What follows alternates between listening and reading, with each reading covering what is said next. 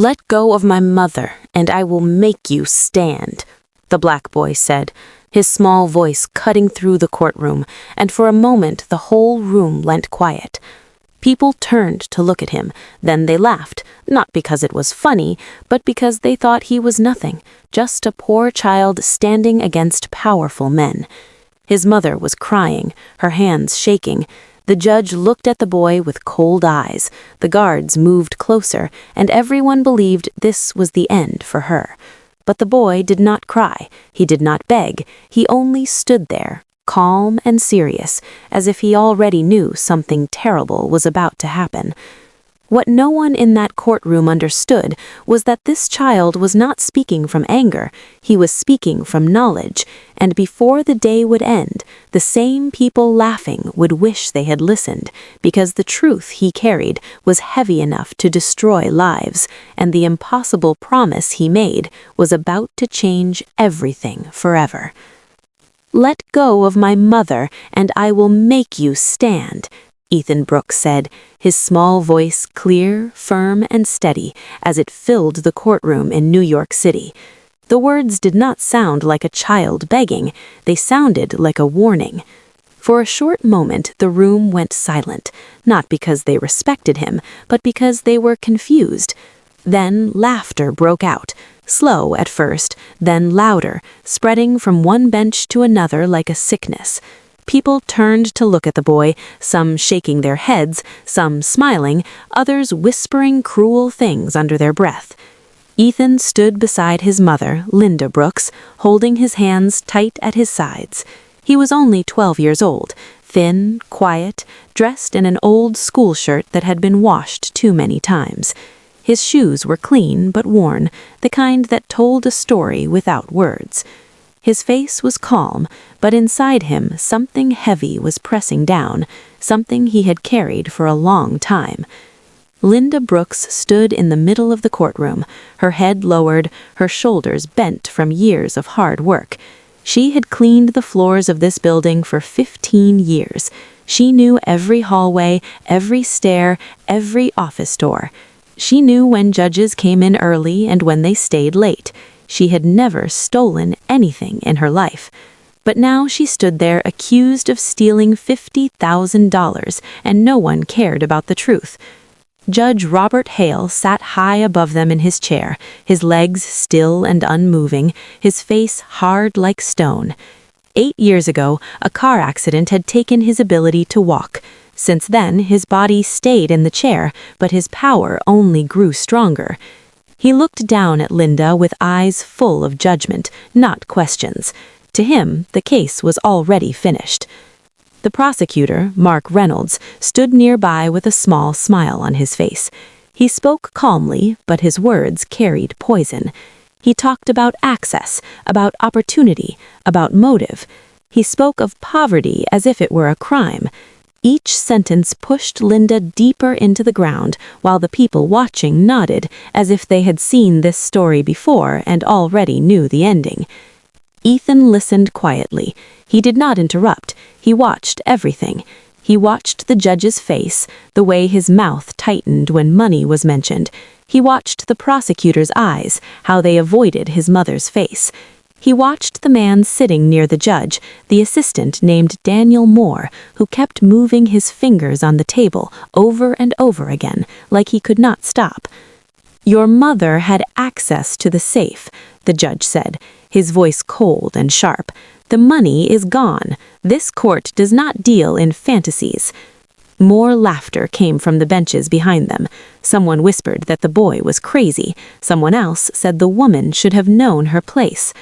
Linda closed her eyes, her lips shaking as tears fell down her face. She wanted to speak, to scream, to tell them they were wrong, but her voice would not come out. Ethan felt his chest tighten. He remembered the nights his mother came home late, her hands sore, her back hurting, still smiling at him because she did not want him to worry.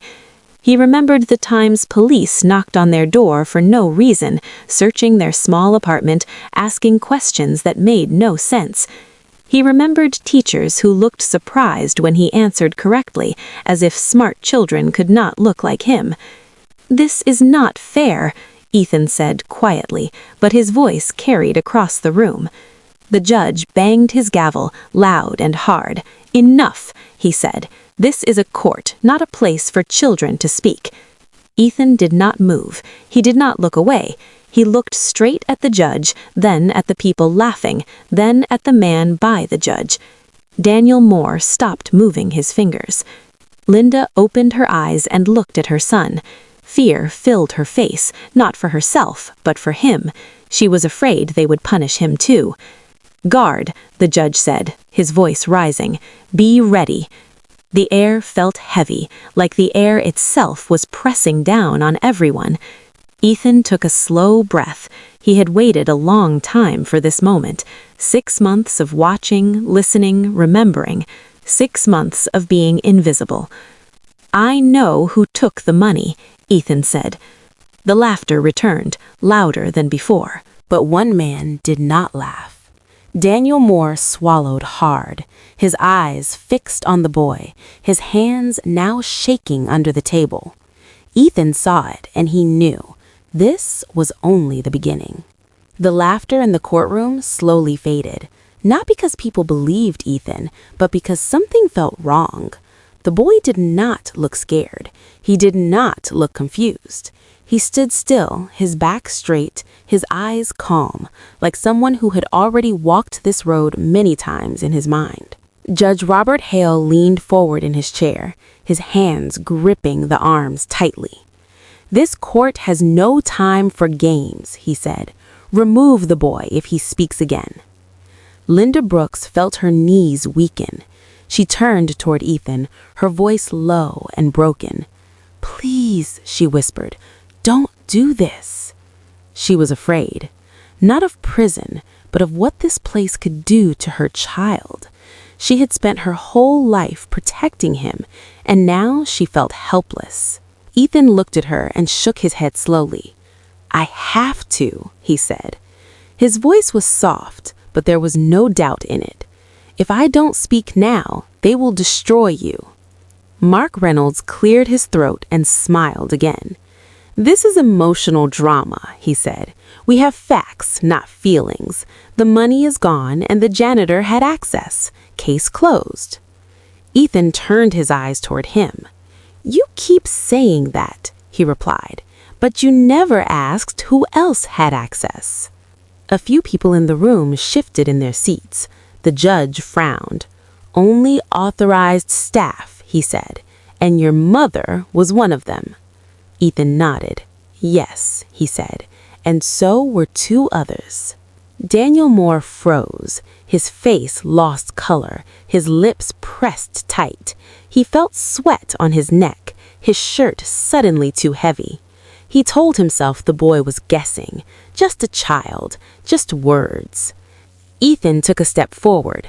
"My mother told me the truth because she trusts me," he said.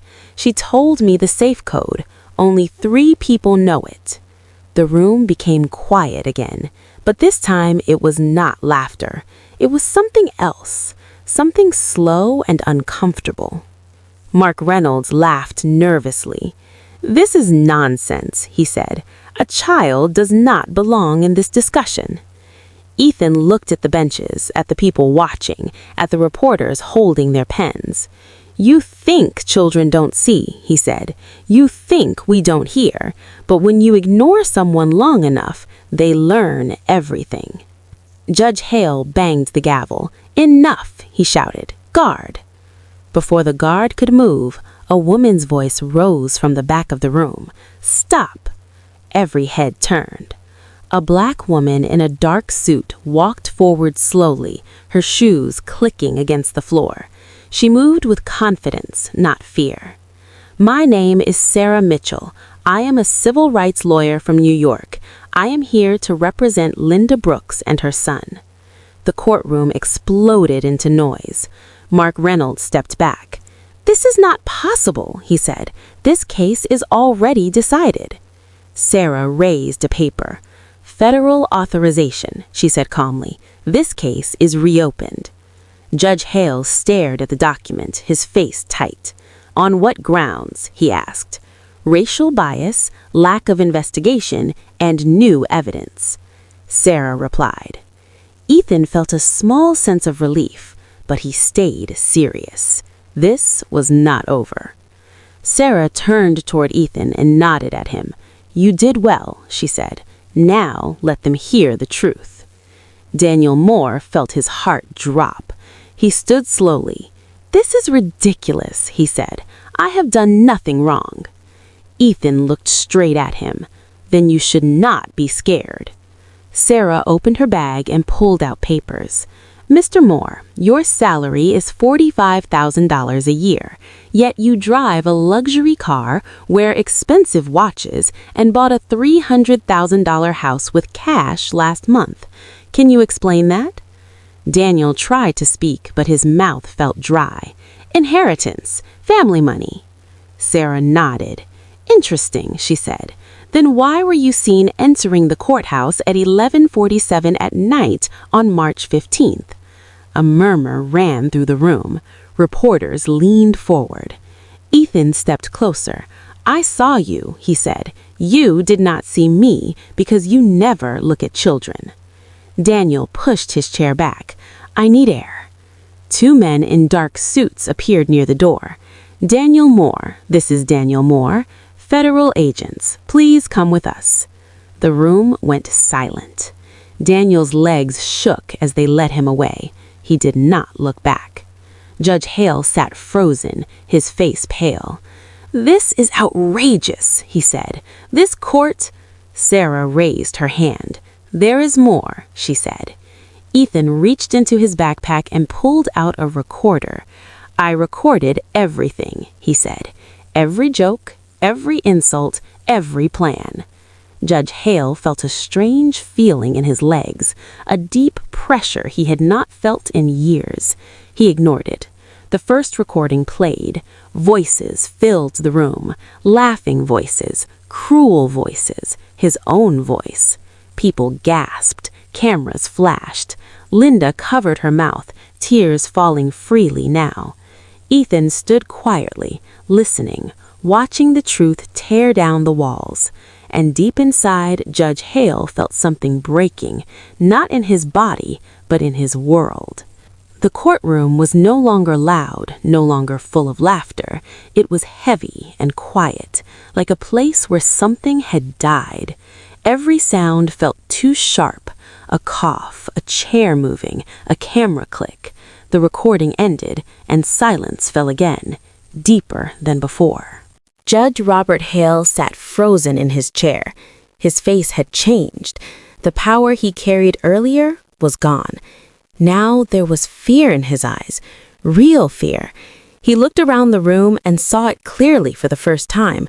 The reporters writing fast, the people staring at him, the truth hanging in the air with nowhere to hide. Mark Reynolds stood still, his papers shaking in his hands. He opened his mouth to speak, then closed it again. He knew there was nothing left to say. Sarah Mitchell stepped forward, slowly. "These recordings show clear hate," she said calmly. "They show planned injustice. They show that this court decided guilt before facts. This is not a mistake. This is a system that was sick." Linda Brooks could not stop crying now. She held her hands together, her whole body shaking. For months, she had carried shame that did not belong to her. For months, she thought maybe the world was right and she was wrong. Now, the truth was standing in front of everyone. Ethan walked closer to his mother. He did not touch her yet. He wanted her to see, to understand that this was real, that she was free. Judge Hale tried to speak. "These were private talks," he said weakly, "taken out of context." Ethan looked up at him.